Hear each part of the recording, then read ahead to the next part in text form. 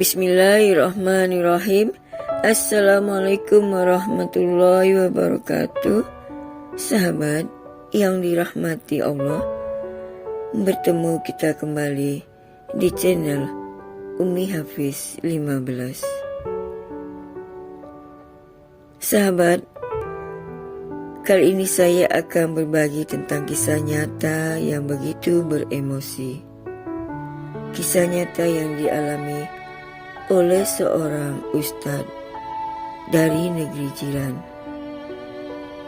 Kisah yang penuh inspiratif yang sangat luar biasa, yang mampu membuat kita menangis. Kisah nyata ini tentang Ajab, anak durhaka. Mari kita bersama dengarkan kisahnya. Pada suatu hari, saya pergi ke suatu rumah panti jompo karena ada seorang sahabat saya meminta bantuan saya agar menyalurkan bantuan kepada orang-orang yang memerlukan. Dan akhirnya saya pun membeli barang-barang yang akan diberikan tersebut.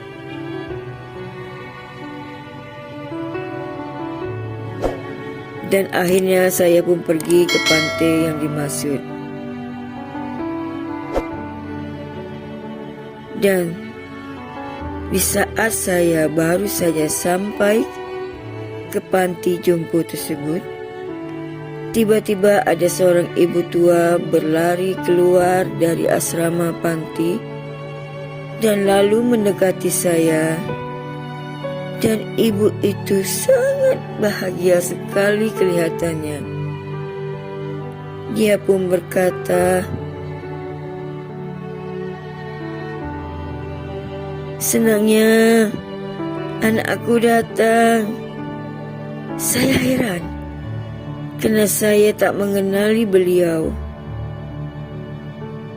Saya pun tidak tahu sama sekali dia itu siapa. Ibu itu tiba-tiba memeluk saya dan mencium saya. Dan dia pun berkata, "Nak, kamu datang, nak. Nak, kenapa kamu tinggalkan ibu di panti jompo ini, nak? Ibu mau pulang. Ibu rindu rumah kita." Saya pada saat itu sangat terkejut sekali, sampai tak boleh berkata apa-apa. Dan dalam hati saya berkata, "Ya Allah, ada apa ini?" Dan saya pun berusaha mencoba berkata dengan sebaik mungkin dengan ibu tersebut, yang kelihatannya begitu sangat merindukan kehadiran anaknya. Saya pegang tangan ibu itu dan saya lihat wajahnya, dan dia pun berkata, "Nak, kenapa sampai hati kau, nak? Kau tak mengakui aku, ibumu."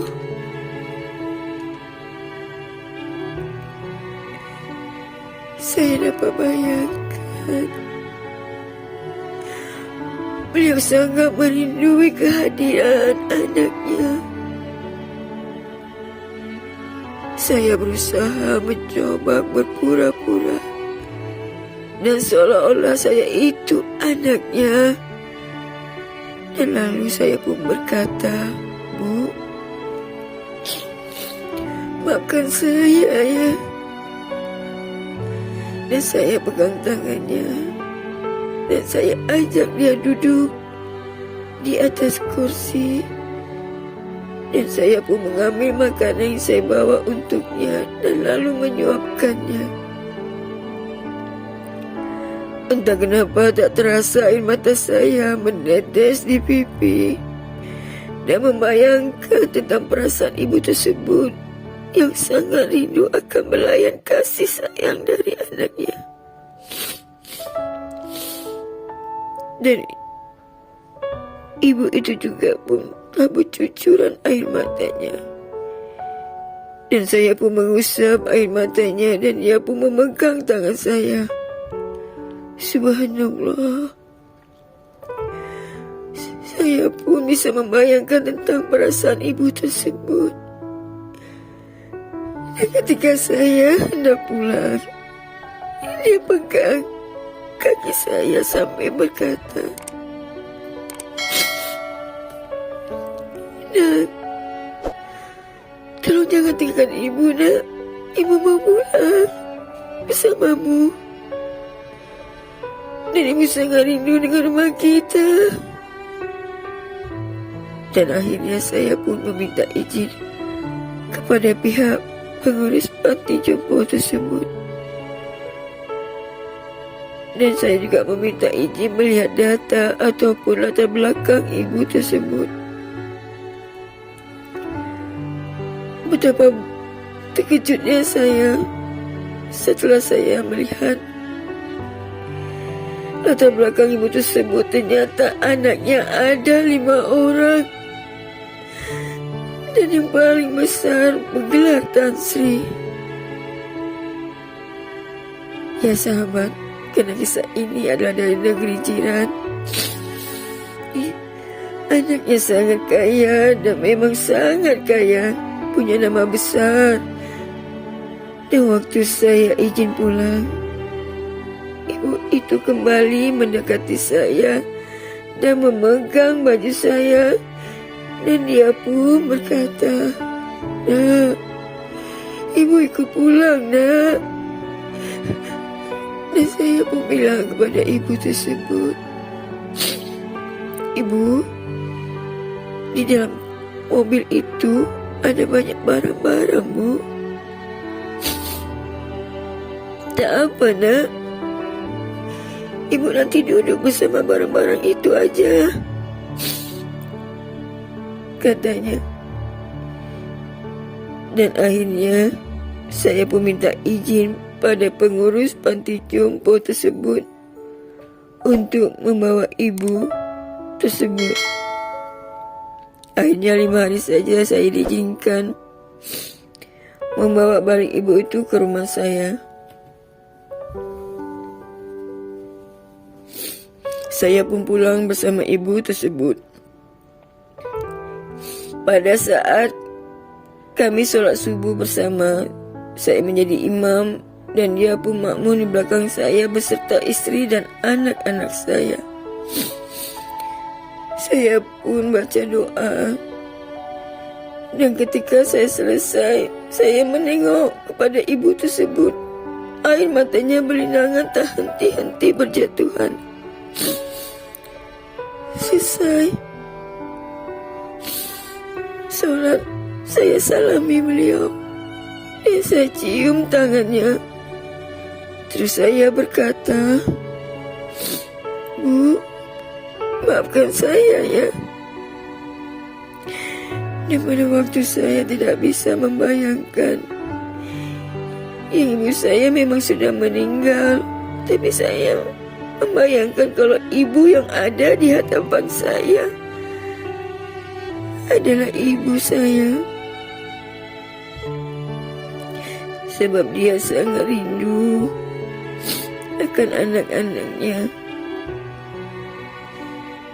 Dan di hari ketiga ibu itu tinggal di rumah saya.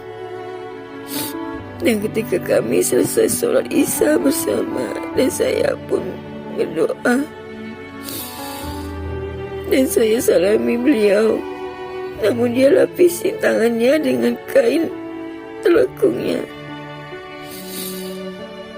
Katanya dia rasa bersalah. Dan saya pun bertanya padanya, "Bu, kenapa dilapisin tangannya, Bu, dengan kain telekungmu?" Karena 2 hari yang lalu Saat aku menyalami ibu, ibu tidak melapisi tangan ibu dengan kain tekungmu, Bu. Ustaz, kau bukan anakku, kan? Allahu Akbar. Tiba-tiba disebut nama saya, Ustaz. Kenapa ibu panggil nama saya, Ustaz? Saya ini anak ibu. Dia pun berkata, bukan, Nak. Kalau engkau anak saya, dia tidak akan seperti ini. Kalau engkau anak saya, dia juga tidak akan menjadi imamku.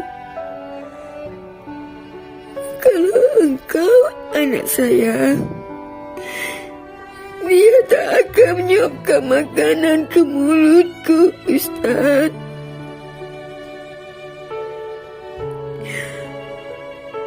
Sahabat, bayangkan sahabat, bagaimana tentang perasaan ibu ini. Dan spontan saya pegang tangannya dan memeluknya, dan saya pun menangis. Bu, walaupun ibu bukan ibu kandung saya, tapi saya sayang sama ibu.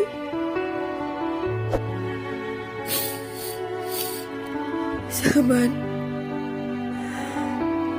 waktu itu saya pandangi wajahnya dan berkata padanya,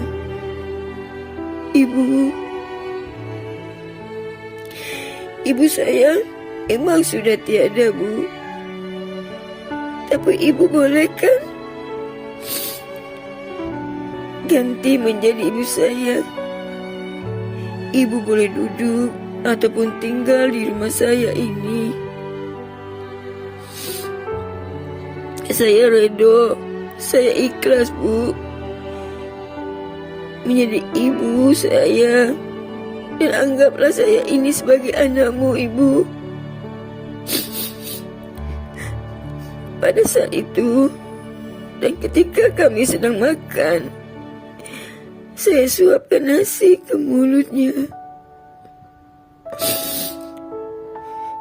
Namun dia muntahkan balik makanan tersebut dari mulutnya.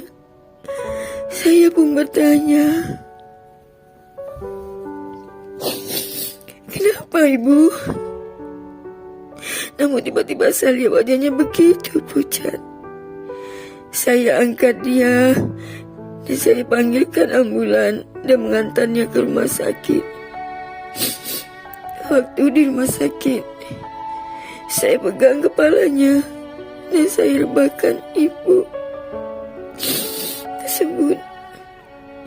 Dia pegang tangan saya sambil berkata, Ustaz, jikalau saya mati nanti, tolong ya, jangan beritahu seorang pun anak saya. Dan kalau saya sudah tiada nanti, Ustaz, tolong ya, jangan beritahu mereka di mana kubur saya. Tolong jangan pernah izinkan mereka memegang batu nisan saya.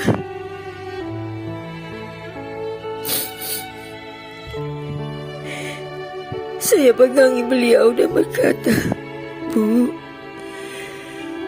jangan berkata seperti itu, Bu. Istri saya pun menangis dan beserta anak-anak saya sambil memegang tangannya. Dan dia pun menggelengkan kepalanya. Sahabat, ternyata rupanya itulah ucapan terakhir yang keluar dari mulut ibu tersebut. Dan dia amanahkan ucapan akhirnya itu kepada saya. Dan itulah napas-napas terakhir yang dihembuskan oleh ibu tersebut. Dia meninggal di dalam pelukan saya. dan dia meninggal di rebahan saya di rumah sakit tersebut.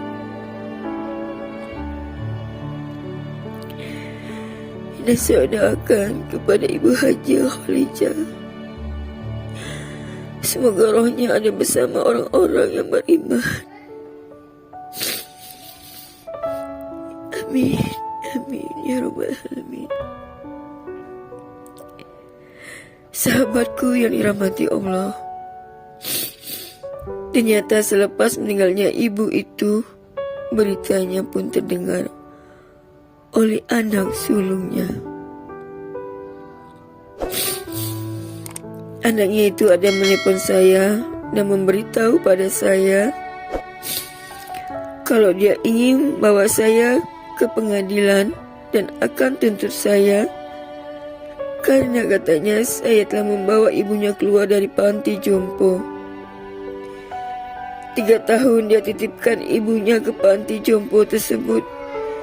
Dia langsung tak pernah melihat ibunya. Sebab itu, ibunya sangat merindui sekali akan anaknya. Hingga ibu itu tidak bisa membedakan saya dengan anaknya. Akhirnya saya tunggu, sudah hampir setahun. Tidak ada kabar darinya. Bahkan 1 tahun lebih sudah tak ada kabarnya juga. Pada saat saya pergi ceramah di masjid daerah Pecinaan, selesai saya ceramah, datanglah seseorang lelaki memeluk saya, menangis di dalam masjid. Orang dalam masjid pun heran, ada apa ini? Saya tanya padanya, ada apa ini? Ada masalah apa ini? Dan dia pun berkata dalam keadaan menangis, Ustaz, tolonglah beritahu saya di mana kubur ibu saya dan makam ibu saya, Ustaz. Terus saya bilang, kenapa baru kali ini tanya kubur dan makam ibumu? Kenapa? Dan dia pun berkata, tolonglah Ustaz, saya mau jumpa ibu saya, Ustaz. Sayalah anak yang bergelar Tan Sri yang mau menuntut Ustaz pada saat itu. Kini keadaan saya sekarang sudah bangkrut, Ustaz. Istri saya mati kecelakaan. Rumah saya disita bank. Mobil mewah semua juga disita bank. Hanya satu saja yang tinggal, motor tua itu saja, Ustaz. Lalu pun saya beritahu padanya, saya boleh tunjukkan makam ibu kamu, tapi dengan satu syarat, kamu jangan pernah sesekali pegang batu nisan ibumu, karena itu adalah amanah terakhir ibumu. Akhirnya saya pun mengantarkan anak ibu tersebut, dan sesampainya di pemakaman, tak sempat lagi saya turun dari mobil. Dia turun duluan dari mobil, dan saya melihat di depan mata saya sendiri dia jatuh tersungkur. Tangannya menjadi hitam, mulutnya tertarik sebelah. Yang tadi awalnya tangan dan mulutnya baik-baik saja, sambil memanggil-manggil ibu, ibu, ibu, dan menangis.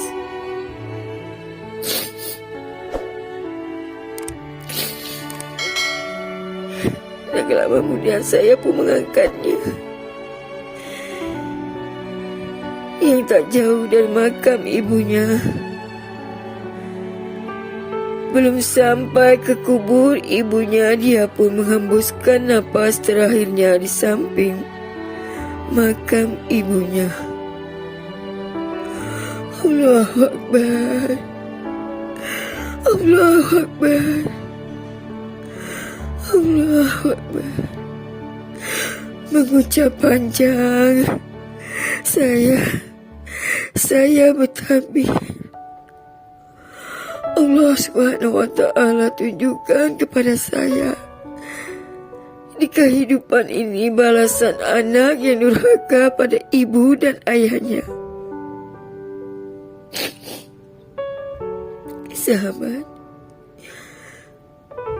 semoga dengan kisah ini bisa menjadi pelajaran di luar sana. Kisah ini menjadi kisah inspirasi buat kita. Dan semoga dengan kisah ini ada ibrahnya yang bisa kita dapat. Dan ambillah hikmah dari kisah ini. Pelajaran berharga yang mesti kita pikirkan.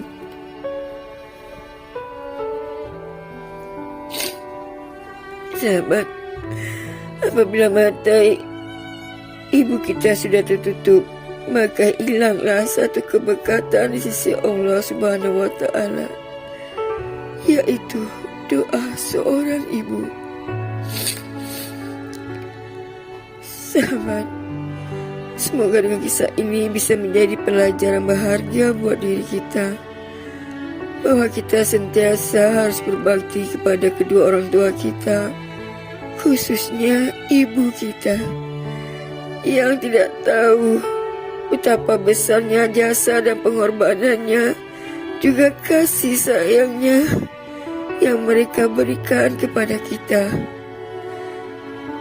Tidak bisa kita gambarkan. Maka dari itu, sayangilah kedua orang tua kita selagi mereka masih ada. Dan bagi orang tua yang sudah meninggal, doakan dia selalu dan kirimkan pahala untuknya. Dan semoga mereka ditempatkan di sisi Allah, karena itulah balasan yang patut untuk orang tua kita.